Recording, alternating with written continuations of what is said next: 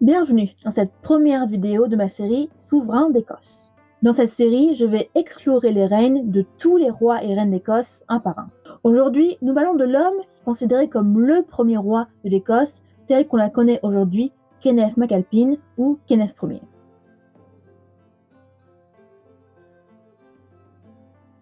Nous savons qu'il est né en 810 et mort en 858. Il est considéré comme le fondateur de la monarchie écossaise, notamment car il a uni les Scots et les Pictes. Il a régné 30 ans sur les Scots et 16 ans sur les Pictes. Il est le petit-fils d'Aedfind, qui est le roi de Dal Rathia. Dal Rathia ou Dal Radia, c'est le nom d'un royaume gaël qui comprend le nord de l'Irlande et l'ouest de l'Écosse. L'Écosse actuelle comprenait 4 grands royaumes que vous pouvez voir sur cette carte, qui est extraite de la vidéo The History of Scotland de This is History. C'est une vidéo que je vous conseille si vous comprenez l'anglais. On trouvait donc le royaume de Dal Rathia, le royaume des Scots, la Pictavie, qui était le royaume des Pictes, le Strathclyde, et au sud, l'Angleterre actuelle était dominée par les Romains et on l'appelait Britannia. C'est en 839 et 840 que le père de Kenneth, Alpin, prend contrôle du royaume de Dal Rathia. Vous remarquerez que le nom de famille de Kenneth est MacAlpin. Alpin est le nom de son père, et Mac, c'est du gaélique, ce qui signifie fils de.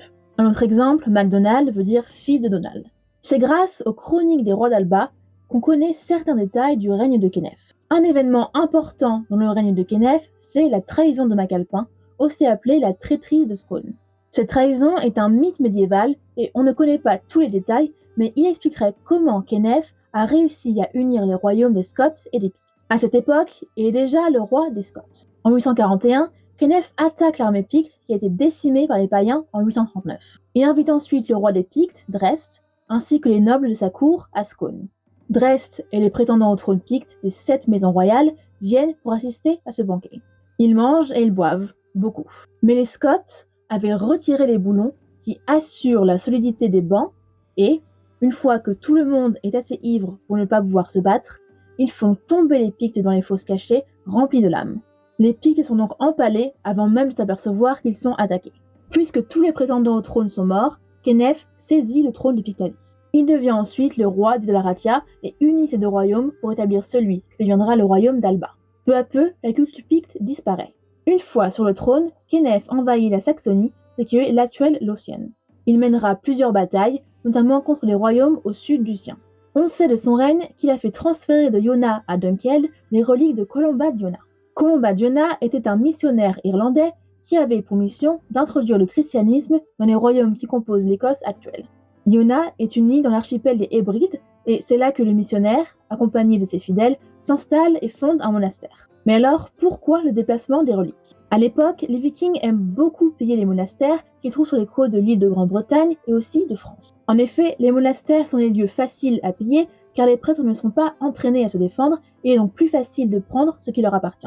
Le monastère d'Iona subit déjà des raids en 795 et en 802. Par peur de ces raids, Kenneth fait déplacer les reliques de Columba d'Iona afin qu'ils soient en sécurité. Kenneth meurt en 858 à Fort Vio à cause d'une tumeur. C'est son frère Donald Ier qui lui succédera. Kenneth a plusieurs enfants, mais on ne sait pas s'il est marié ou qui sont là ou les mères de ses enfants. Il a d'abord 2 fils, Constantin et Aed, qui deviendront tous 2 rois d'Écosse après leur oncle Donald Ier. Il a également une fille dont on ne connaît pas le nom, mais on sait qu'elle épousera Ron, le roi de Strathclyde. Il aura une autre fille, Maelmuir, qui épousera 2 rois d'Irlande. À la mort de Kenneth, pratiquement toute l'Écosse actuelle était réunie dans un royaume du nom d'Alba. C'est à peu près tout ce qu'on sait sur Kenneth MacAlpin.